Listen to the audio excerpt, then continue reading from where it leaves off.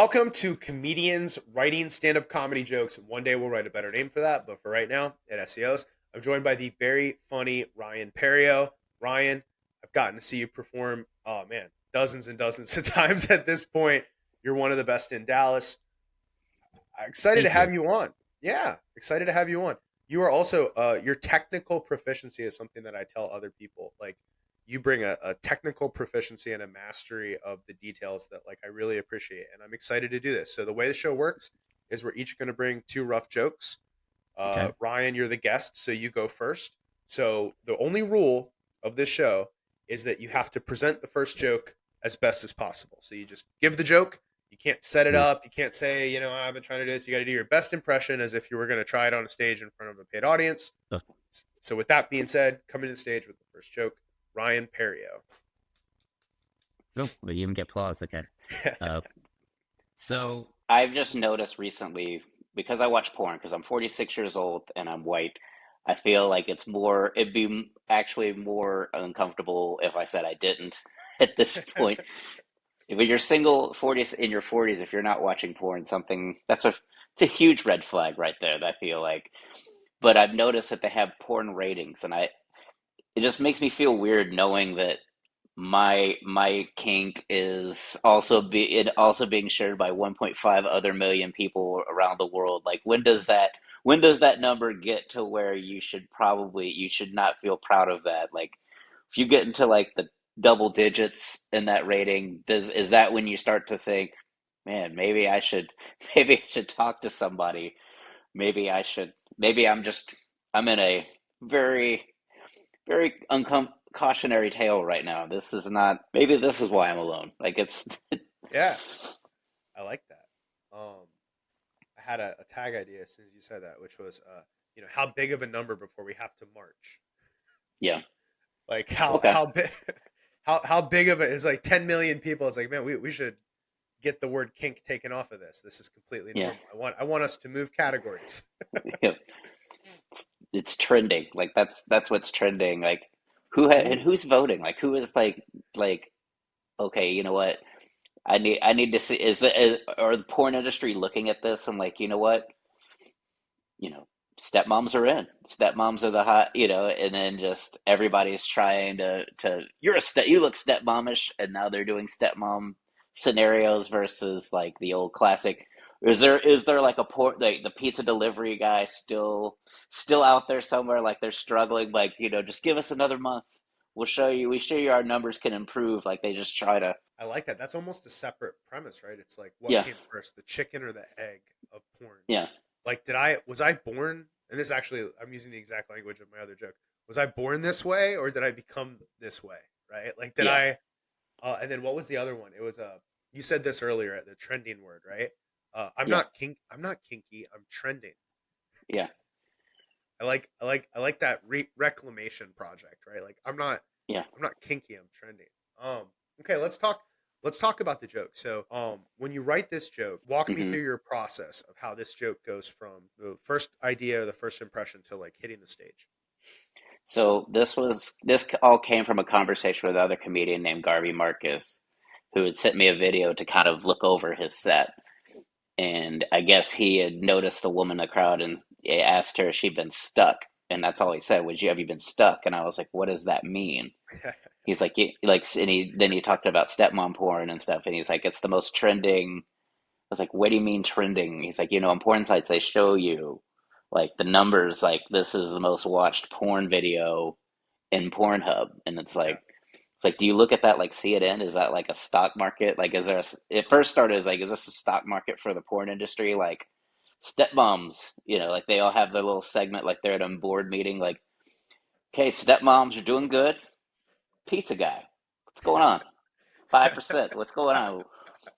Do we need to pivot from pizza guy? Maybe do something like real estate, and now it's like, oh, the number, it just started like that. And then it was like, then I started thinking like along myself as a porn watcher, like when does my like thing become uncomfortable? Is it triple digits? Is that like when I'm in a few hundred people or getting off the same thing I am? Is that like, ooh, I have issues, or if it's double digits, Yeah. like, oh man, I'm a Yeah. monster. Like you would. the most shameful thing would be like really enjoying a video and then you look at it and it's got 7 views. You're like, what's wrong with me? I need to get off the internet. Like, you need that validation. Yeah, it's like I need more people to like you now you're like panically starting to share this video to other people like, "Hey, what do you think of this?" It's, oh, do I need to Yeah, have somebody kind of like is there like a porn therapist that can kind of like, walk me through like sexual exploration's okay.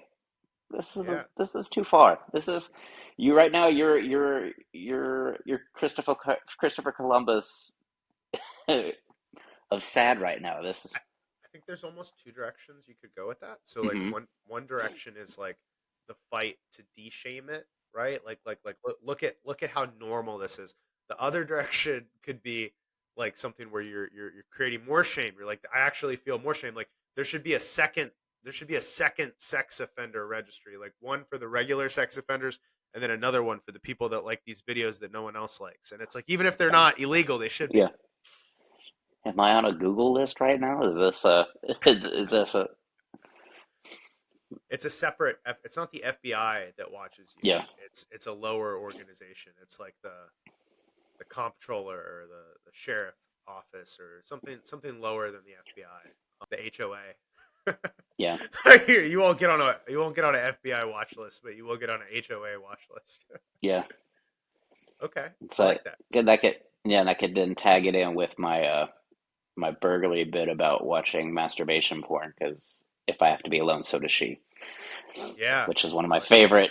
It's one of my favorite jokes. Is like, yeah, I watch porn, but you know what?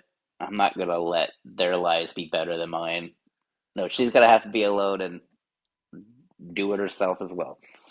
I don't want to see happiness in my porn consumption. Um, Okay, I like that. So when you set this up, did are you thinking about like particular techniques like incongruities or listing or like act outs like or do you just try to get the premise right first? I try to get the premise right first, like, and then like act outs come just from my, just in the performance piece of it, and like, what can I do on stage? But I also use a lot of body language, so I always try to open. I try to do what a bodied person. I've read a lot of books on body language. There's the FBI body language experts. This is, hey, hit me. And so when you're doing self-deprecating, you want to do something where it feels like you're opening up. So subliminally, people follow that you're opening up, and then it's just a little also thing I do just to kind of like really try to influence the audience. That's next level. I never thought about that. So you don't want to have crossed arms while Yeah, you're doing self-deprecating. yeah. If you watch people with stage fright, like they hold the mic, like other comics, they'll hold the mic and they'll be this, and it's like you're still stage fright level because you're Yeah. still doing this. Like I'll do that sometimes. Like I'll guard myself sometimes because it's a subject that maybe I don't feel comfortable with, and so I reflect that by being uncomfortable talking about it. Because that's a real conversation. But if you're That's just talking like, "Hey, how about those Mets?" yeah. then that's just you stage fright. But if you're talking Yeah. like, I've been I haven't really had a lot of relationships in my life. Like it feels like, oh wait a second, he's actually bearing his soul to us. So it Yeah. almost like I don't know if you noticed that from the numerous times you watch me. Is like I try to make it as personal as possible so that people. For me, it's all about relatability. Yeah. And so if I can relate by making you feel that even just me saying this is not it's uncomfortable for me to say, but it's hilarious when we get to the punchline. Well, I'll say this, like just something I have noticed. Like, so you're a more reserved person off stage. Like your personality off stage is not what I would consider the most extroverted or like to say it like let's just keep it 100. So I noticed you have several. Go ahead. I was gonna say I'm very Greta Garbo. Like I want to be alone. Like Yes. just the So I haven't noticed, but it's crazy now that you're saying it. I'm sure I'm going to notice every time. I actually want to go back and I want to watch video of myself now and check out my self-deprecating bits and look at what my body language is on self-deprecating because I think you and I probably have the reverse natural state, which is where yeah I'm more confident Yeah, unjustifiably and aggressive with my body language. But what I have noticed with you is you have several things where you like inherit like a southern preacher's confidence, or like you have this mode that you click into where you're like, you know, you don't know sadness until you've yeah, come home and you see it. But that is not your natural. So I see that more than the open body language. But like even like your dancing bit that you do, like highly technical, where your body language is crafted. I think it's easier for me to see it when I know, oh, that's not Ryan naturally. So I see the move. Whereas like the diminutive body language, that's something I wouldn't have picked up on. So I really want to try to incorporate that into what I do, for yeah. sure. I always try to watch video of myself, but not very often because it can create get what I would call basically like micromanaging yourself on stage to where you Yeah, kind of it makes it worse because now you're trying to overcorrect everything, and it's like you just have to look at. I try to look at bad sets more often than not. Like I want to see what I look like when certain things didn't go my way. So I watched a lot of sets where I got like if I got really nervous and distracted, I went to the video on that one. If I had video on it, I was like, let me look at that and see what I look like when everything comes unraveled. Because when you like, it's notorious with people that do act. Even when I do act outs, like I feel like I'm everywhere. I'm all over the stage, and then you watch it, and you're like, it's like little move like this, and you're like, but I thought I was, you know. And it's like you have to chart. You slowly kind of chip away at that self consciousness of not being wanting the spotlight and not. I've always been that way. Even when I went back to when I before this, I would go to clubs and would dance and stuff, and I never wanted to be the center of the. It would mess with me, and so I would stay away from. I try to, so stand up's weird because it's a lot of people in my mind that have never that want the spotlight but don't like it when they have it, yeah. and so it's like you have to break that fear of like, oh my God, I'm being watched right now, everybody is looking at me, I and think it's just a weird dichotomy. it's crazy because I think everyone has a different motivation, or like even if they have similar threads, like everyone has a different thing that they think about, and like for some Yeah, people, like it's that money and that Netflix contract, and then for other people, it's like they want the fans, and other people want to be famous, and other people want the lifestyle, and for me, it's like I think I'm addicted to the getting better part of it. Like I like like a golfer is only golfing against himself, and so like yeah. as my body has Which just go ahead. which I think we should be. I think a lot of people compare themselves to other, and as Travis Wright, the host of another podcast, told me, is that comparison is a thief of joy. Because when I recorded my special and I compared it to what I was doing in December versus just even March and April of the next 3 months, like it was late December, early January when I recorded that, and it still by early next year I was already so far past how good that was. Yeah, And I was like, man, I was bummed that, because I had all these tags for my drive through bit that I'd added and stuff that had come from working the road and doing as much stage time as I can. And Travis goes, comparison is the thief of joy. And I was like, you're right, it is, because it really does. Like, you think you do well, and then you try to compare it to another person that maybe in your eyes did as well or maybe better, and it just and that's all you hyper focus on is this other comic, and then it just becomes like kind of this obsession of, okay, I've got to do as well as he does because we started relatively the same, or worse, he started a year or two after me and he's already this good right now and I'm yeah, still struggling. yeah, yeah. It's I mean I'd be lying if I said I didn't. Because for me, it's like when I'm writing or when I'm thinking about my improvement, I'm only comparing myself to myself. But then you see like a spot or a prestigious Tom thing that Murphy. someone. You watch Tom, Tom Murphy and you're like, well, you Tom's watch the it. It's when opposite. I want Tom to do well. Like yeah. this is But I going to be mean, you so just watch inside him and you baseball. see him, and it's like as early as as early as naturally gifted as he is, Yeah. without the work, he's already, catching up to me with doing way less work than I had to do to get to the my point. And it's Yeah. like you you never want to, you're trying to just you help but can't help but notice that, and you're like, wow, Ralph Barbosa, same way. You see people that just start and it's like they hit the Ralph ground. Ralph and You're jogging and they're running at a sprinter's pace, and it's like, how are they already mastered sprinting this early?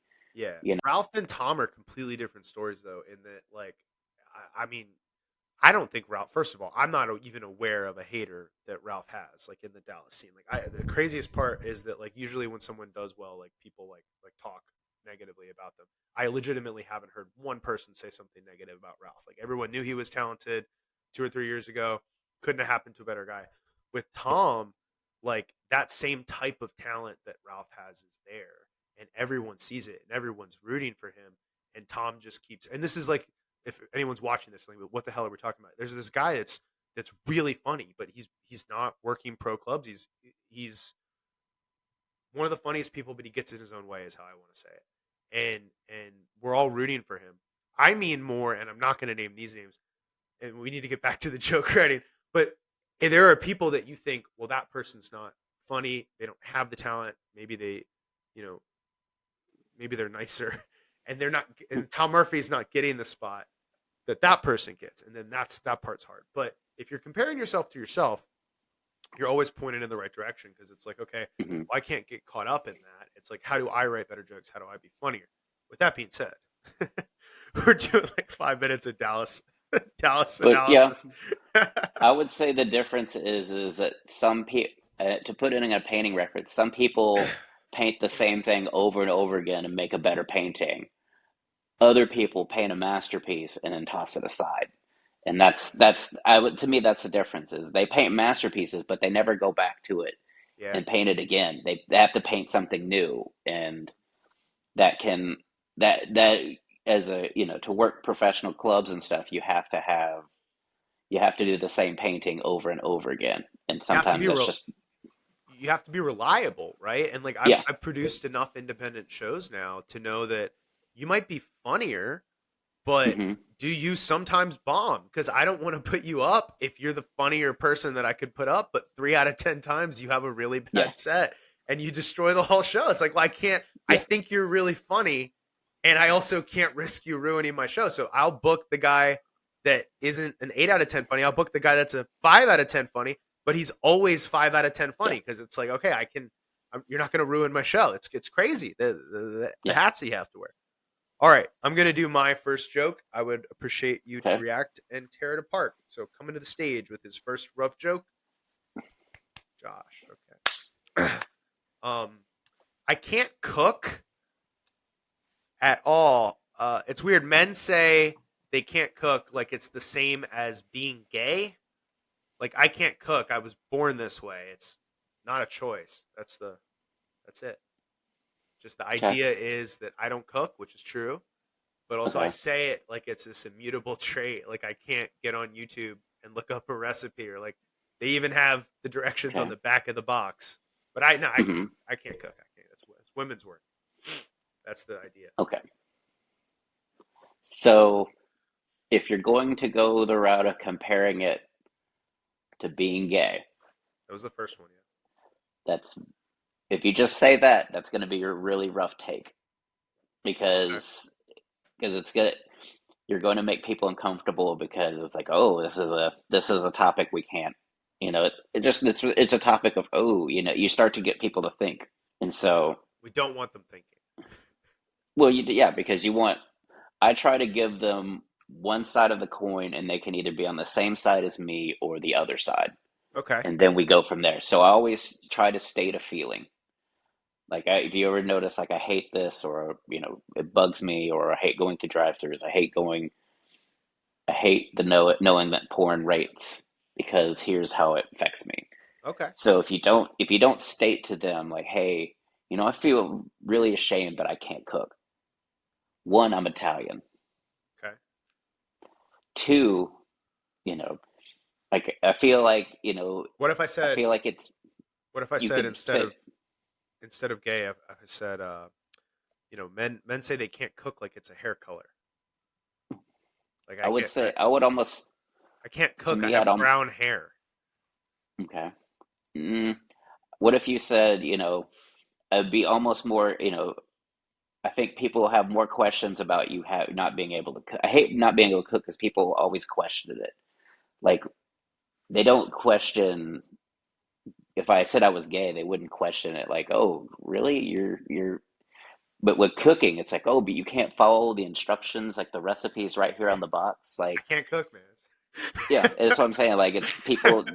There, people would think you can't just. But there's all these things on YouTube. There's videos on YouTube, and there's all this. It's almost like they're trying to get you to cook. Like they want you to try to cook. Like, hey, what if I'm just not good at cooking? Why can't you accept me as being a bad cook? Why do I have to why do you have to change me into why do I have to become a foodie and like learn how to cook just because I can't cook? So you're taking more of the like defensive stance. I was trying. That's interesting, and maybe that's the angle. The angle I was trying to use was like, I'm dumb, and other men that are like me, of which there's a lot, are also dumb because we're just like, nah, that's not something we can do when we definitely could do it. And also, I'll expose myself. I hope my wife never watches this. Like two times I've tried to like cook an elaborate meal via YouTube, and it went really well both times. It was way like it was like an hour and a half, 2 hours. It was a whole thing that I don't want to do, but like there's literally step by like a child could do this if they committed the time, but I'm just like, oh no, I'd burn it, baby. But it's like it's not true. What is it about cooking that you don't like? I don't like how long it takes because I have no Okay. attention span. That's probably the biggest part of it. And So then yeah. so why don't you write about that part of it? Say I can't cook because there's no instant in cooking. Like you have to chop everything. Like that's how and America can't cook because they have these meals in a box. Like they have the meal service, whatever, where all the ingredients come to you. All you have to do is throw it in the skillet, and people still, yeah, that's how little you want to cook. Is that I could order like the Foodly or whatever they call the little box meal plan. Nah, still still don't want to cook. Like it's still Maybe not enough. maybe there's also something there about how like if I'm cooking it, I'm gonna be making just better decisions. Like if I'm like preheating the oven for 15 minutes, it's like I already would have gotten McDonald's and eaten it and be in the regret stage before that oven's even fully heated. Hmm. like I don't have that kind of time for the types of Yeah. bad decisions that I'm making. Yeah, if you wanted to go the dumb guy route, that's what I would say is like just go the lazy route. Like it's so much work. Like you have preheat. You ever had to preheat an oven? Like that seems that even the word preheat sounds like it's going to be so long. You could say if I don't give my wife enough foreplay, I'm definitely not going to preheat this oven. like if it's not microwavable, I do not want Yeah. it. You don't preheat a microwave. You don't preheat McDonald's doesn't preheat. It's just it's just hot. It's under heat lamps at I all don't times. I don't preheat my wife, man. I'm not gonna preheat my oven. Oh man, I'm writing that down because I actually think I might want to try that. This is all helpful. So I see what you're saying. I do think I have an instinct like with the Yeah. identity and the gay comparison. I like to go for whatever I think like the sharpest or the most attention grabbing. You've said that Yeah. you've had this critique of me before, which I think is justified. Of like, I'm not trying to do the easy joke. It's like I want to. It's Yeah. like how It's avant garde can we go with this? look how smart I am. And it's Yeah, like sometimes sometimes if you're in a dumb situation, you just have to be dumb. yeah. And like it's you can you're not gonna impress a comedy club audience with big words. They're just gonna be like, ooh, that's when you have to find your niche audience when you're gonna do I would say avant-garde or something like that, and Yeah. then come back to the club once you have a following, say, hey, look this weird thing I do, but millions of people watch it. So I try here really we go. hard. I try really hard to Yeah, but paint myself as a less smart guy. Like with my like I don't have anything about being a lawyer. I don't talk yeah, about working in tech. Like I'm not like I have credentials that I could like put yeah, on the table, and I'm acting like I don't have them. So it's like it's yeah, the words seep through because yeah, that's how much of my life has been learning, right? But it's not I'm not if anything I'm yeah, whatever the opposite of impress the I'm trying to disappoint yeah. the audience with who I am as a You person. ever seen? Have you ever seen Trading Places with Dan Aykroyd and Eddie Yeah, Murphy? yeah, yeah, You're Dan Aykroyd. yeah. You're just you're you have this whole idea of how things work, and it's like even though you feel like you're the common man, like you say things like the common man, like a commoner, you know, that's just how sometimes like you come across is that even though when you're trying to relate to the common people, you still use words that common people wouldn't use. Yeah. And so I think that that's what makes you like it kind of outlies you, and then now they're thinking about like you know all these things that you've thrown at them, and they're not listening to the rest of the bit, or they don't know the Yeah. word you said, so they don't know Yeah. what the rest of the bit means. I like But if you that. could talk, but just own that you can't cook and just go from that instead of trying to turn it into gay sex or just talk about the fact you can't cook and how weird that is that like how is it that you know of all the things I can't do is make food because first of all I'm Italian Yeah. and supposedly we're all can cook supposedly. All right. How about what about this? What about this? Okay, what about like I don't cook, and it's not Hmm. because I'm sexist. It's because my mom is. Because it is kind of true that like my mom believed that cooking was women's work, and so like she didn't ever at any point like teach me even the basics about cooking. Yeah. Okay. So you could bring that in, but I wouldn't say sexist. I would just say, it's weird because as a guy, growing up in a religious household, like I wasn't allowed to cook. Like if Yeah. my mom found me cooking, like that was, and then that's where So you my could wife say the my wife is like, "Why don't you cook dinner?" And I'm like, "What? You mean disappoint my mother?" just talk about like, like you have PTSD of, like having your mom walk in on you, peeling carrots or something like that, or, just the honest truth. Just try to be honest with it. Like, it's weird that my mom, you know, didn't let me cook. Like I didn't feel comfortable expressing a desire to cook because my mom would basically not allow me to do, she never allowed me the idea that I could. So now that I'm adult and it's like people go back and learn how like cook. Like I feel like every chef that started in their late 30s or 50s or whatever is like the people that grew up with a religious mom that wouldn't let them cook, and now they're like, "What? I can cook?" And then what if you're the greatest chef in the world, and because of your mom, you will never know?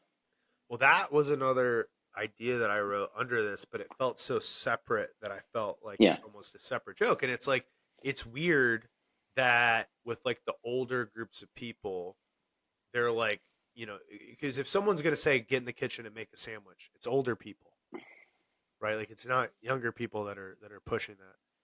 And it's weird that like there's this belief that cooking is women's work, but like all of the best chefs are men. Like on yeah. TV, it's like Cooking with Bobby Flay, Guy Ferrari, however you say it, and then like Gordon Fieri, Ramsay, but Fieri, yeah. you're Uh, Italian. You should know how to say this. is that dude Italian? He like sells burgers. Like I like see. I don't know how to cook that. I'm also not Italian. I mean, I'm Right. genetically Italian, but not Italian. But um, yeah, all of the famous like the overwhelming majority of famous chefs, Wolfgang Hmm. Puck. Like I could just sit here, even though I'm not into cooking, and name like 10 famous chefs who are men. And it's Yeah. weird. Why is it that the older famous chefs are men? and we said cooking was women's work. Like how are those two things Yeah, and happening it's at the same also like time? if you listen to all the chefs, it was cooking with their mom. Like that Yeah. was what. Like, why didn't my mom let me cook? Why did my mom let me help her in the kitchen? I could be an amazing chef. Yeah. Yeah. Yeah. There's a lot of ideas there. Yeah, and that's what I'm saying. You just keep writing all these different ideas as separate jokes, and if like three of the 10 that come out of this work, then you put those three together, and now it's more of a chunk. And so Yep. you don't write them as all one line. Some people try to weave this tapestry of, so I was this, so I didn't know how to cook, and then so I also had a mom that was super religious, wouldn't let me cook, and then it's like you don't have to do that. Like at some point, they'll all just you'll just make them all fit, and it'll kind of be non sequitur in your mind for a little bit. Like how does this fit together? But then you'll just keep saying it a certain way, and it just becomes a whole bit. I like it. Okay. Thank you. All right. We're making progress. We're getting better. And it is time to hear the second joke from Ryan Perrio coming to the stage. Okay, so I was watching a horror movie, and it was a couple. And I feel like that to me, being in a horror movie as a couple is more terrifying than being alone. Because when you're alone, you can do your own thing. You can run away. You can flee. You can hide. You can't do that with a significant other. You're looking to them. Like, are they following you? Are they behind? Did they fall down? Like I just couldn't imagine being in a horror movie with my girlfriend at the time. Just thinking about like, what if we get in the escape car? She's gonna make sure that before we even pull out that I open Waze or Google Maps to find the route out of here. Because if I don't, I'll never hear the end of it. Like you should have, if you would have opened Maps, what does the Apple Maps say? Because I can't do anything in life without opening Apple Maps. Like she won't even go anywhere. Like she sits for 10 minutes in the car opening maps and planning her route before we even leave. Like we're dead. Like I and it's not even that I want to die by a monster, but I feel like even then like she'll just be like, if you just listen to me, and as the knife is just in my chest, like I haven't got a whole punch like a super good ending punchline, but that's the whole idea is that I like the relationship tropes, and you're being chased by a killer, or you're in a zombie movie, or there's an yeah, alien attack. What I like that. Like so much of the that's more fear of it. terrifying because I'm a selfish person. And it's like I've realized being in a relationship, no matter how broken you are, they still want to break you. And it's like they don't want to heal you; they just want to break you in new ways. Like I'm just a self-involved stallion of just doing my own thing, and it's like, why don't you do this thing instead of your own thing? I think there's something in your voice that really works there too. Because you do jokes where you trump up how much of a loser you are, where you play with the you play every comic does, right? But you aggressively play with the timeline of events that may have happened. I like the idea of you saying I'm afraid to be in a horror movie with my significant other because of how selfish I am. Like I know I have a low chance of survival, so now I'm gonna think, well, how can I make yours lower, right? Like I've got, it's like, Well, oh, it's like I'm like looking. we can't be quiet. We're gonna have an argument. Like he's gonna know right where we are because we're gonna be sitting there fighting. No, I was You, actually thinking you were nudging her, right? So it's oh, like, so it's like you're like the killer's in the room, so you just ask her, you know, you're like, hey, I don't like that dress, or like you bring up a previous argument, so she'll be loud, and he'll attack her, right? Or it's yeah, like, hey, honey, I think you forgot your purse, like you. So it's like you're like, I don't want to sabotage her, but I know I'm selfish, or I think that's a yeah. direction. Um, Also, it's like I think there's something about like I don't even have the illusion that I would be in a fight to the death with the killer. I would be in a fight to not die with my girlfriend. It's like it's just which one of us is going to be slower. Like it's Hmm. like I'm not even thinking about the killer. I'm just thinking how do I beat my girlfriend? I think that there's something along that thread for you in the narrative voice that you Hmm. use as well. I also think something that I'm hearing here that I think could improve this is like this is just like generally true. Specificity, right? So instead of a horror movie, you could pick like a really recognizable franchise, and then since you're in that, now you can pull because most of the audience is aware of that franchise. Now you can say Michael and mean Michael Myers, or you can say Freddy. Like there's all these extra things. Um, Something about Freddy Krueger and like women will have a dream where you cheated and get angry at you. So it's like you could put that in the Freddy Krueger thing. Yeah, there's a lot going on there. I like that. So how would you? That was more winding, I think, than your first one. So when you have a concept like that, when I see you do stuff on stage, it's usually pretty tight. Like you have your card system that you use, right? So how would that joke that we just heard go from where it is right now? Walk me through getting that to stage ready. So I usually, before I put it to paper, I write it for 3 or 4 times in my head.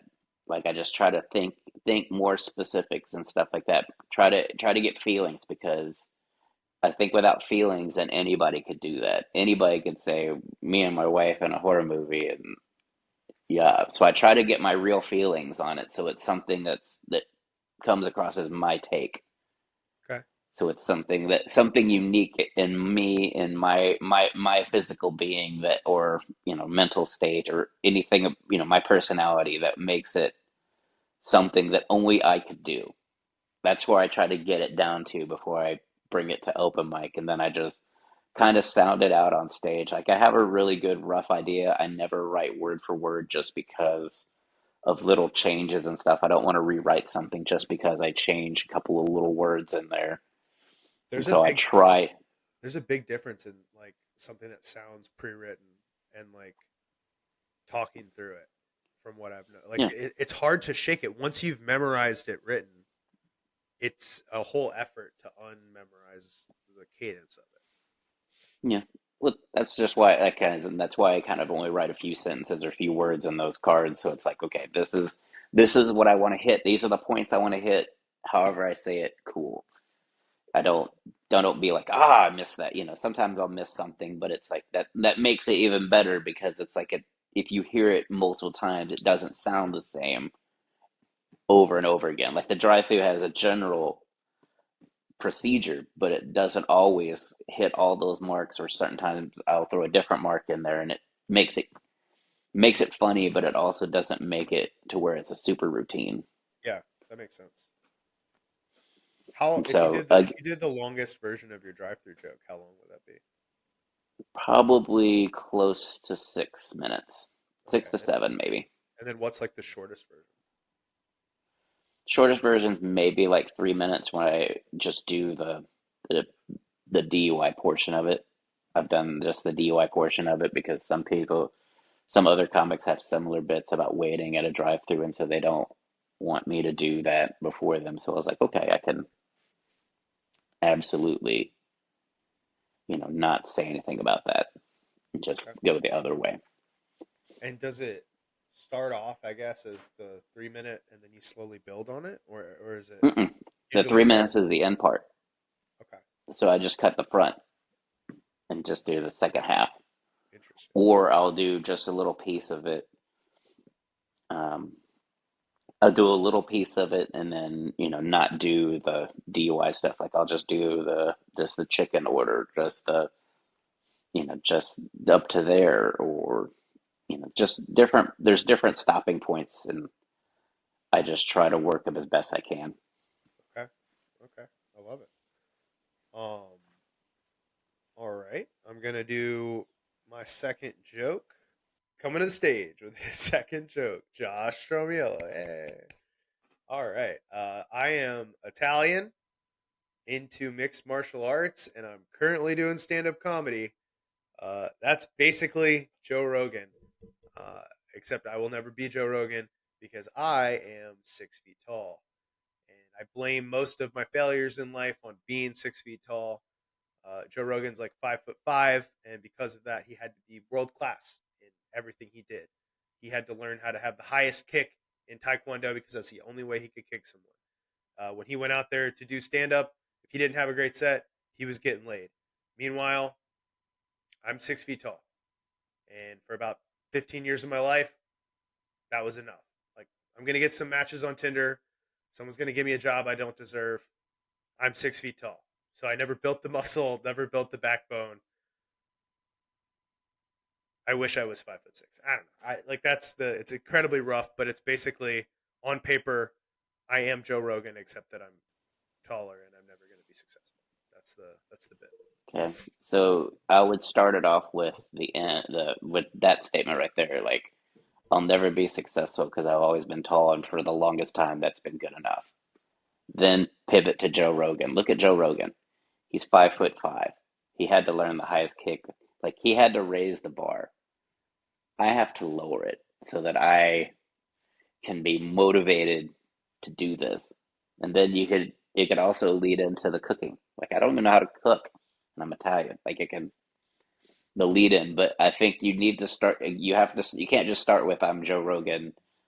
Like, that may work at like a Kill Tony or something like that, where people that are very inside baseball to Joe Rogan and the Tony Kill Tony crowd. That's kind of an inside baseball for them, but for a wider audience, it may not hit. Just because even though a lot of comics and comedy fans listen to Joe Rogan doesn't mean they all know Joe Rogan.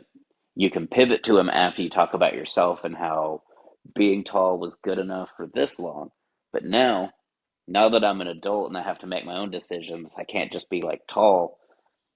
It's not like at Six Flags where I didn't have to worry about being able to ride any of the roller coasters. I was in it. We're good. Everything's good. Now that I'm an adult and I have bills, oh, I got it. It's not good. I I'm can't just be just 6 foot. There's like not a 6 foot. There's not a 6 foot and overprice for I'm rent or something like that. calling Sally Mae to talk about my student loans. I'm like, hey, I noticed a lot of interest here. I don't Yeah, know if you guys know this or not, but I'm 6 feet tall. yeah. I'm Like, over 6 feet. I don't know if that. I don't. Is I there a think that should program that I don't see it all the feel like that applications? qualifies me for certain like forgiveness and certain. Oh yeah, like Yeah, women. but Speaking of forgiveness, like if you're 6 feet tall, women will forgive you for cheating. If you're 5'6", women won't forgive you for being 5'6". yeah, I like that's what I'm that a saying too. lot. Like, I'm writing that one down. yeah, like I said, you started off with your problem. Don't again about you. Yeah. Guess if you don't start with about you and feelings about you, then now they're having to figure out, okay, so this is about Joe Rogan. No, it's not about Joe Rogan. Oh, Also, Joe Rogan's 5'6". Like I say, you're well, now now you're so when I was in high school, I was tall. Like I was a really good high school basketball player. I was tall. I was one of the bigger people. So like, it's not just being tall; it's being 6 feet tall has ruined my hmm life because it's not 6'6". Like once I got to college, I was useless as a basketball player. that's what I'm saying. But As you got older, yeah, it I became realized more. there was taller people. Yeah, like talk about peaked in high school. I actually peaked as a junior. I went from 5'3" to 5'11" between my sophomore and my junior year, and so I was walking around like I grew 8 inches a year. I'm gonna be 6'6" next year, and then that was it. I used all my NAS early, like in Fast and the Furious. So I was like preparing to be a big man in basketball, Yeah, and when you're a 6 foot tall junior, you can play power forward in high school, and when you get to college, yeah, you're the shortest person on the team or the second shortest person on the team. So it's like, oh goddamn, guys, I thought, hey, I can't play in the post. Like, what are we doing? What are we? yeah. I'm short. 6 foot's great in high school, but then once you get to college, it's 6'6" guys have no problems. It's Ooh, the problems yes, stop at six yes. four to 6'5". Like the bar gets raised. Any other thoughts on the 6 feet tall joke? I think we covered a lot of ground Yeah, I think the idea is that it got me far enough through life that I had no ambition, but now it's like, where do I go now? It's like all these short people have like had this ambition their whole lives, and I'm just kind of in this middle ground of was good enough then, but not good enough now. There's notes that Bezos is like really short, and he's one of the wealthiest people in the world. Zuckerberg is short, and then the guy that's running for president is wearing heels, DeSantis. So I had some other directional points. Like Napoleon was short. Like just all these people in history that were short have actually like been the most successful. Like, you know, there's no such thing as like a successful 6 foot tall person. Um, okay, cool. Thank you, Ryan. Thank you so Hmm. much for coming on, talking with me. I appreciate it. We can find your special on YouTube, right? Yes, And what's crock the name? pots are amazing. Crockpots are amazing, and I'll put a link to it in the description. Guys, don't forget to keep writing, and we'll see you next time.